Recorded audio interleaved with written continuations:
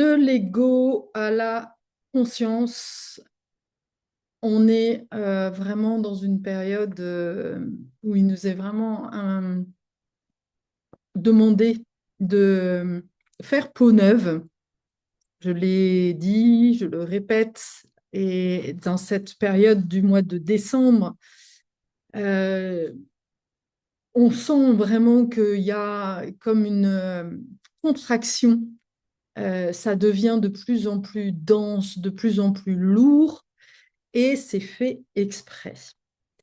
L'image que j'ai envie de prendre aujourd'hui, c'est la naissance. Parce que finalement, ce qui nous est demandé en ce moment, c'est de renaître. Oui. Sauf que avant de renaître, nous devons mourir à notre ancien moi. Et ça, c'est pas très agréable. L'ego a pas du tout envie qu'on le mette de côté et va faire résistance. Ce week-end, enfin le week-end dernier, j'étais en week-end chamanique sur le thème de la fin de cycle et du nouveau cycle. Et nous avons vraiment fait un rituel sur ce sujet-là. Et c'était super puissant parce que j'ai pu vraiment mettre dans la matière et expérimenter la complexité finalement de mettre fin en fait à notre ancien moi, puisque cette fin de cycle est un deuil et que dans le deuil, il y a plusieurs étapes. Hein. Il y a d'abord la surprise, voilà, on ne savait pas, voilà, on apprend le deuil, c'est toujours ouais, on s'y attend et à la fois on s'y attend jamais. Et quand je parle de deuil, ça peut être le deuil d'une relation, le deuil d'un travail, le deuil de plein de choses. Il y a toujours un moment où ouais, il y a une espèce de déclencheur comme ça de la fin de quelque chose. Ensuite, il y a la colère parce que on veut pas reconnaître ça et on s'accroche et on veut résister. Et voilà, c'est difficile à admettre ça.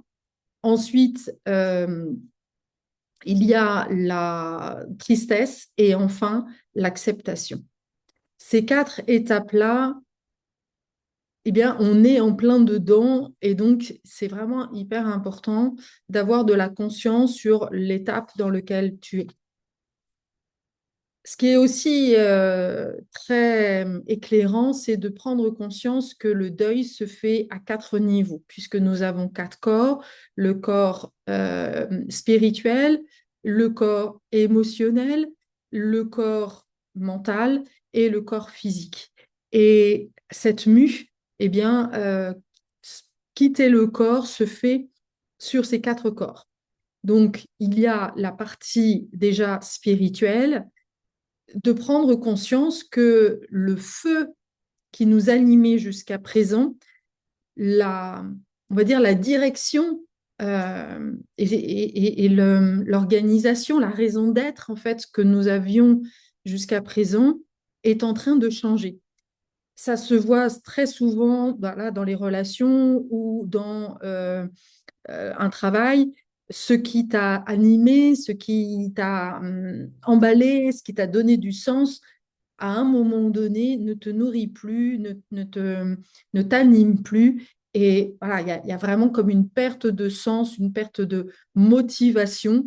Il y a quelque chose qui est en train de mourir. Donc ça, sur le plan spirituel, c'est vraiment hyper important de prendre un temps de soi à soi, puisque ce processus ne se fait que de soi à soi, pour vraiment euh, mettre en conscience ce qui est en train de mourir. Les illusions que tu as placées, que tu as nourries, qui au bout d'un moment, bah, voilà, il y a comme une espèce de voile de l'illusion qui se lève et parce qu'il y a eu un certain nombre d'événements, tu te rends compte que ouais, il y a vraiment quelque chose, il y a prendre conscience, mettre en lumière, encore une fois, que ce que tu avais projeté n'est pas, n'est pas la réalité. Alors, ça ne veut pas forcément dire mettre tout à la poubelle, mais c'est voilà, c'est regarder les choses avec plus de clarté. Et ça ne veut pas dire non plus, alors il y a à accepter que c'est pas l'idéal tel que tu l'avais projeté, et ensuite, parce que justement, eh bien, tu n'es plus avec tes ornières, avec le truc, ah oui, bon, moi par exemple, dans mon travail, ça s'est vraiment joué, dans mes relations aussi. À chaque fois que je démarre quelque chose, waouh, je mets plein d'idéalisme. Alors en plus, cette semaine, on a la clé 11 qui est justement la clé de l'obscurantisme. Donc finalement, tu es dans le noir, tu es endormi, tu n'y vois rien, mais tu as l'impression d'y voir. Tu sais, c'est vraiment le truc de tant que je ne sais pas que je ne savais pas. Et c'est ça le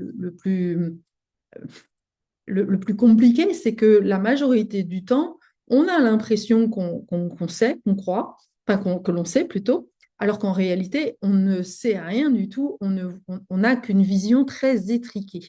Et ça, l'ego euh, fait résistance en fait pour se rendre compte qu'il est très limité dans la vision. C'est l'intelligence. L'intelligence n'a rien à voir avec la notion de conscience. Et d'ailleurs, je vois vraiment que les gens qui sont diagnostiqués THPI, souvent ont un melon gros comme ça.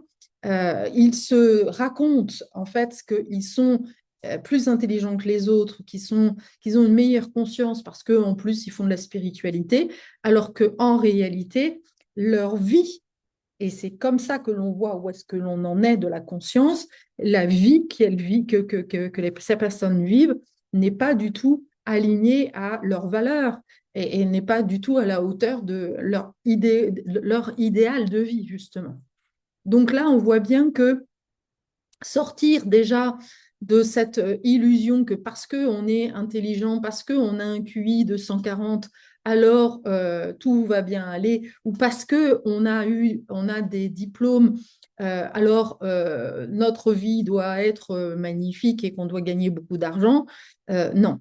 Euh, et comme on est en fin de cycle, eh bien, évidemment, ce qui fonctionnait avant, que ce soit dans ton business, encore une fois, dans ton couple, à n'importe quel niveau, à un moment donné, ne va plus fonctionner. Et ça, c'est très compliqué parce que, voilà, on avait l'impression que bah, ça allait vivre, ça allait durer comme ça, à vita aeternam. Sauf que la vie n'est faite que de cycles et qu'il y a un moment donné où il y a la phase de la maturation, hein, tu démarres quelque chose, ensuite tu fais une phase de l'apprentissage, et puis à un moment donné arrive l'époque, le stade de la maturité. C'est ce qu'on appelait dans nos cours de marketing la vache à lait. Et puis il y a un moment donné, voilà, il y a le cycle de la mort. Un, quand j'ai travaillé, enfin, quand j'étais étudiante, le cycle du produit, ben, on nous avait déjà appris ça. C'était le carré, là, je me souviens très bien. Et que justement, quand on commençait à être dans la période de maturité, en même temps que l'on exploitait la maturité, il y avait vraiment l'appel à réinventer quelque chose, à trouver une nouvelle star, quelque chose de nouveau, parce qu'on savait que le produit qui était la vache à lait, à un moment donné, allait décliner. Eh bien, pour notre vie, c'est exactement pareil. Nous sommes notre propre produit et ce qui fonctionnait à un moment donné, donc que ce soit encore une fois ton business ou même ta façon d'être en couple, etc., nous évoluons, nous sommes des êtres d'évolution et surtout en ce moment. Donc, nous sommes vraiment invités à mettre plus de conscience euh, dans tout ce que l'on fait, avoir une spiritualité finalement beaucoup plus incarnée, mettre nos valeurs, se poser la question, est-ce que finalement, que ce soit mon couple, que ce soit mon travail, que ce soit ma famille, est-ce que j'incarne les valeurs, est-ce que je suis alignée avec ce qui est juste pour moi? Et dans cette transition de 2025-2026, il va nous être vraiment demandé de laisser passer, de laisser mourir, eh bien, voilà, ce qui n'est plus, ce qui ne sonne plus juste pour nous. Mais c'est pas simple. C'est pas simple parce que ça va justement déclencher des émotions. Et donc là, on rentre dans le corps émotionnel.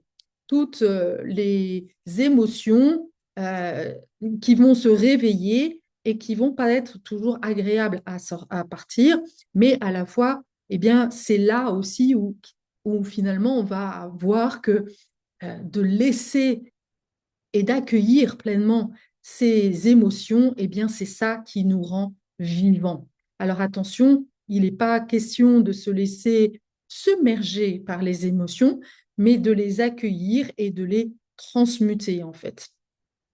Et quand on a vécu, quand on a notamment une blessure de l'abandon ou que l'on a perdu un être cher entre 0 et 7 ans, perdu une maman, perdu un papa, eh bien, cette période de deuil va vraiment faire remonter beaucoup, beaucoup d'émotions parce que eh bien, tu vas revivre finalement le chagrin qui n'a pas pu s'exprimer à ce moment-là, puisqu'il est grand, il y a de grandes chances que personne n'était vraiment là pour t'accompagner dans ce chagrin. Donc, il y a vraiment à se laisser traverser et d'accepter cet effondrement émotionnel qui vient aussi avec un effondrement identitaire, puisque laisser mourir l'ancien moi, bah oui, c'est vraiment laisser mourir une version de toi. L'autre chose qui est venue à moi pendant ce voyage, c'était la notion d'exclusion. Euh, Si tu as dans tes mémoires aussi des blessures en fait d'exclusion, c'est-à-dire que tu viens d'une lignée, par exemple comme moi, juive ou arabe, d'une famille qui a vécu l'exil, eh bien, ça va être une période où toutes ces mémoires-là vont euh, revenir en fait en surface et avec toutes les peurs. Il va y avoir beaucoup de peurs. Donc c'est vraiment parce que voilà, sortir de quelque chose ne veut pas dire que tu vois tout de suite la direction. Et là, je m'en réfère à l'épisode de la sortie de l'Égypte avec les 40 jours dans le désert jusqu'à trouver eh bien, la terre promise. Eh bien, c'est ce que nous vivons en ce moment. On est en fin de cycle et le renouveau, la naissance du Christ en soi n'est pas encore là. Donc, il y a une période de vide comme ça qui est vraiment très inconfortable et il y a vraiment un appel à accepter ce vide, à ne pas vouloir le combler trop tôt, mais vraiment à se laisser dépouiller et à rester là avec, avec ça. Ça veut dire, ça veut dire ne pas précipiter l'action. Cette histoire de rythme, elle est vraiment fondamentale. Dans mon parcours, j'ai vécu plein de fins de cycle. C'est vraiment ma médecine. Et l'univers a été très généreux avec moi pour justement que je puisse faire l'expérience d'une fin de cycle foirée ou d'une fin de cycle réussie. La première fin de cycle que j'ai vraiment réussie, c'était en 2002, au moment où je venais d'accoucher de mon deuxième enfant, et j'ai senti qu'il y avait quelque chose, et c'est là où ça a été plus facile parce que c'est comme si j'avais senti quelque chose qui était en train de naître avant même de vivre la fin de cycle. Donc ça, c'était vraiment le kiff total parce que j'ai tout de suite, mais à la fois, les deux se sont faits en simultané, mais comme j'étais enceinte, les perceptions étaient beaucoup plus fortes et donc j'ai vraiment entendu perçu, et là c'est très intuition, c'est une direction divine qui nous est donnée, comme si voilà, une conscience supérieure te disait c'est par là en fait que tu vas devoir aller, et que du coup, ta seule mission est de faire en sorte de clôturer en fait, ok, de fermer la porte à ce qui existait avant pour vraiment t'engager pleinement dans le renouveau. Ça, ça a été vraiment l'idéal parce que c'était tellement clair que je devais partir à l'étranger alors que je ne savais pas ni où ni comment. Mais voilà, je n'avais pas de doute à ce moment-là. Donc, dès que je voyais une résistance ou quelque chose, notamment mon ex-mari qui lui, était pas très chaud, eh bien, tout m'était donné pour le convaincre. Et voilà, j'avais ma direction, je savais que c'était là. Et là, bah, c'était facile. Là où c'est beaucoup plus compliqué, c'est quand la fin t'arrive de plein fouet, par surprise, et que du coup, tu es pris au dépourvu. Et c'est là où, très souvent, la partie émotionnelle va poum, remonter. C'est la panique parce que tu le voyais pas venir ou tu n'as pas voulu le voir venir. Et à ce moment-là, c'est comme si tu étais propulsé à l'extérieur, hein, propulsé à l'extérieur, hein, expulsé justement. Tu le vis comme une expulsion, alors que c'est la même chose, hein, c'est la même situation, mais la façon dont je l'ai vécu était complètement différente parce que dans une situation, j'ai su voir, en fait, percevoir les choses, et de l'autre, j'ai refusé, j'étais en mode résistance, notamment au moment de mon divorce. Je me suis accrochée à l'illusion que peut-être non, ça n'allait pas se passer comme ça. Je ne voulais pas que ça se passe comme ça. Je n'ai pas accepté le flot. Et là, en fait, ce qui s'est passé et qui est très important pour moi de transmettre, parce que c'est vraiment là où va se passer le... Est-ce que ça va... Enfin, est-ce que ta transition, est-ce que ton passage va se passer en douceur ou pas? Eh bien, c'est vraiment à cet endroit-là que ça se situe. Si tu n'acceptes pas en fait la situation, alors tu vas t'accrocher à l'énergie, à l'énergie de ton ancien. Et à ce moment-là, tu es reparti pour un cycle avec la même énergie. Donc, quelque part, tu reprends ton ancien toi et ça s'empire. Donc, imaginons que voilà, dans ma relation amoureuse, dans mon couple, il y avait un couple qui était avec une énergie de codépendance, par exemple. Eh bien, l'univers va euh, te, te faire vivre 9 ans de codépendance, mais plus, jusqu'à ce que tu comprennes qu'il faut que tu lâches ça pour aller vers plus d'autonomie. C'est un exemple. Et donc, ça, c'est vraiment hyper important. Donc, cette dimension émotionnelle et mentale, parce que finalement, les deux sont vraiment liés, est vraiment fondamentale. Selon les croyances, en fait, que tu as construites, que tu es capable, par exemple, de vivre une vie toute seule, eh bien, ou pas, eh ben, tu t'accroches à un couple, même s'il ne fonctionne pas. Parce que dans le système nerveux, et là on en vient à la partie plus mentale, le système nerveux, lui, il est vraiment programmé pour ta survie.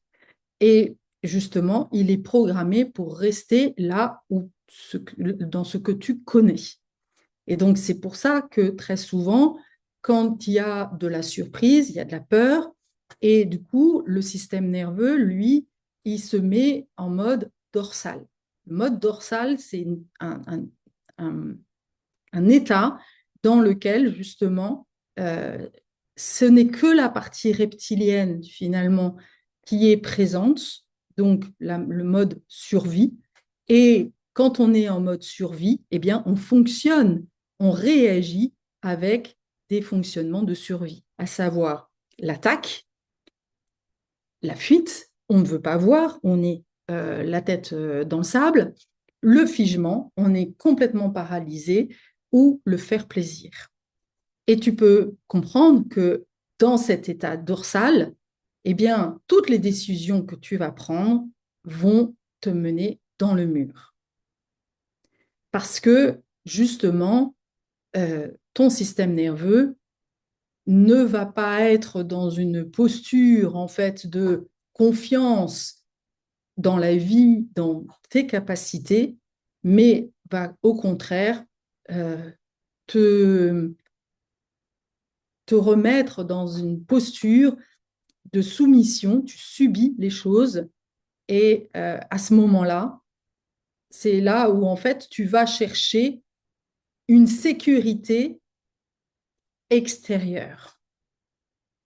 Alors que le processus qui est enclenché est là pour au contraire que tu puisses t'appuyer sur des sécurités intérieures, que tu puisses développer en fait ton émancipation, ta liberté, l'autorité intérieure, ta sécurité intérieure, bah, la réalité, c'est que tout est en vrac et que c'est comme si tu voulais partir faire une traversée en mer avec un bateau qui fuit, quoi. Ce n'est juste pas possible.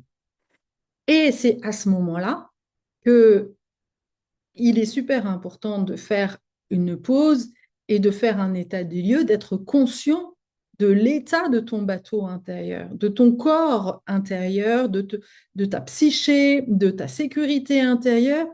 Et comme je l'ai déjà dit dans une autre vidéo, c'est souvent à ce moment-là que l'on se raconte des belles histoires. On se raconte des belles histoires, pas pour se faire plaisir, mais parce qu'on a été programmé à être forte, à se débrouiller toute seule, voilà. Et que l'on a fait tellement l'expérience de demander de l'aide et de ne pas l'obtenir que l'on fait sans. Sauf que en restant enfermé dans ces schémas mentaux, encore une fois, c'est une prison mentale, c'est quelque chose de plus fort que toi, eh bien, plus tu vas t'enfermer là-dedans, eh bien, plus tu vas le vivre. Ce qu'il faut bien comprendre, et ça, c'est vraiment quelque chose que j'ai pu voir, euh, ça s'est vraiment incarné ce week-end lors de mon week-end chamanique, là, c'est le rapport entre le corps mental et le corps émotionnel. L'air et l'eau fonctionnent ensemble. C'est parce qu'on a des pensées négatives qu'au niveau émotionnel, ça réagit en fait. Et si tu as un signe, si tu as beaucoup d'eau ou beaucoup d'air dans ton thème, eh bien, c'est vraiment hyper important d'être très vigilant. Et la meilleure façon pour moi de mettre de la conscience dessus, c'est un, eh bien, demander de l'aide, demander un diagnostic extérieur à quelqu'un qui t'inspire. Et la deuxième des choses, c'est de poser. Quand tu t'arrêtes, quand tu arrêtes de faire, quand tu arrêtes de chercher sur Internet et de nourrir ton mental, eh bien, à ce moment-là, tu vois la réalité de ton corps. Est-ce que tu es dans un état anxieux ou pas? Et là, ça demande évidemment de l'honnêteté avec soi. Et le quatrième corps, évidemment, c'est le corps physique. Parce que pour pouvoir euh, changer de vie, eh bien, il va à un moment donné falloir que tu poses des actions, que tu te mettes en marche. Et ça demande voilà, d'être incarné. Là, à ce moment-là, c'est souvent là où on voit à quel point, eh bien, quel est le lien avec notre incarnation. Dire oui à notre incarnation pleinement, accepter notre histoire, accepter voilà, nos bas, nos hauts, et encore une fois, mettre en œuvre les intuitions qui nous viennent. Et c'est parce qu'on a travaillé en amont sur les peurs, sur les croyances limitantes, quand on commence à dégager un peu tout ça, eh bien, le soleil de la conscience commence à apparaître. Et c'est un processus progressif. C'est une illusion de croire qu'on est intuitif, que l'on a la vision de la direction euh, tant que l'on est dans nos peurs, tant que l'on est complètement embrouillé par nos croyances limitantes. Et de faire le lien aussi, évidemment, avec les schémas de l'enfance, tout ce qui s'est joué avec notamment le père, parce que la mise en marche eh bien, est très reliée avec l'énergie masculine. Attention, je ne dis pas forcément le père, j'ai dit le père, mais en vrai, des fois, c'est la mère, mais c'est la façon dont justement cette dimension plus spontanée a été accueillie dans ton enfance. Moi, par exemple, quand j'étais enfant, je me souviens quand je ne voulais pas apprendre par cœur, mais ma mère m'a obligée d'apprendre par cœur. Eh bien, déjà en faisant ça, elle l'a comme inversé, elle a déprogrammé ma vérité intérieure. Ma vérité intérieure, c'est non, je n'ai pas à apprendre par cœur, je ne veux pas être, je ne suis pas là pour être un perroquet. Et c'était juste en fait. Mais elle, comme voilà, elle avait cette vision et qu'elle avait accepté de se faire enfermer dans du par cœur, alors elle m'a imposé en fait son point de vue. Et donc là, il y a vraiment à déprogrammer ça, à retrouver cette nature spontanée et de se redonner le droit, l'autorisation finalement. Et là, on passe de l'autorité à l'autorisation, une autorisation de suivre ce qui est juste pour moi. Et ça demande, encore une fois, très souvent une déprogrammation que quelqu'un aussi en qui tu fais confiance euh, te donne, en fait, te valide, en fait, cette direction. Oui, je ressens, c'est juste pour toi. Et là, ça vient comme confirmer, ça te met un appui. euh, Ça vient, voilà, parce qu'au départ, c'est flou entre l'illusion, l'intuition, les peurs, les envies. Enfin, tout ça, c'est un peu mélangé. Donc, pour faire le tri, eh bien, on a besoin de ça. Donc, tu vois, voilà, changer, c'est pas une mince affaire et ça demande en même temps de déprogrammer. Ok, on enlève, on déverrouille, on, on libère, voilà, on évacue et en même temps, là il y a des choses qui commencent à éclairer, donc je regarde en fait, je commence à regarder euh, la lumière et quand je commence à voir apparaître la lumière, je commence à me focaliser sur la lumière et je me retourne plus parce que voilà, c'est comme à cheval, quand tu montes à cheval, tu te tournes d'abord vers la direction et le cheval, il tourne après, en fait. Si tu veux aller à droite, mais que tu continues et que tu regardes à gauche, ton cheval, il va à gauche. Et ben, c'est exactement la même chose dans ta vie. Si tu veux aller vers quelque chose qui est mieux pour toi, eh bien, va falloir te focaliser, même si c'est flou. Voilà, même si c'est flou, encore une fois, quand je suis partie en Grèce, à l'époque, je ne savais pas que j'allais partir en Grèce, je savais que je devais partir de Paris, mais je ne savais pas où. Et quelque part, bah, j'ai attendu, en fait, j'ai fait pas après pas. Ok, je sens que je dois aller là. Ok, euh, après, on a mis en place, on a demandé à mon ex-mari de demander à sa boîte. Sa boîte est revenue avec des propositions. Et c'est à ce moment-là où, à chacune des propositions, eh bien, tu es là et tu dois répondre. Et la réponse, elle se fait avec le sacral, avec ton corps. C'est ton corps qui sait ce qui est juste ou pas. Au départ, on nous a proposé Dubaï, moi, ça disait non. Après, on m'a dit la Corée, ça disait non. Et le jour où on m'a dit, ah bah tiens, on vous propose d'aller à Athènes, et là, j'ai senti un grand oui. Eh bien, voilà, c'est comme ça que ça se passe, en fait. C'est ton corps qui va donner la direction. Et cette nouveauté va se faire avec ton corps et non pas ta tête. C'est là le grand changement. J'espère que cette vidéo t'aura vraiment éclairé sur ce passage. Euh, qui est vraiment très subtil. Et, euh, et je te dis à très bientôt.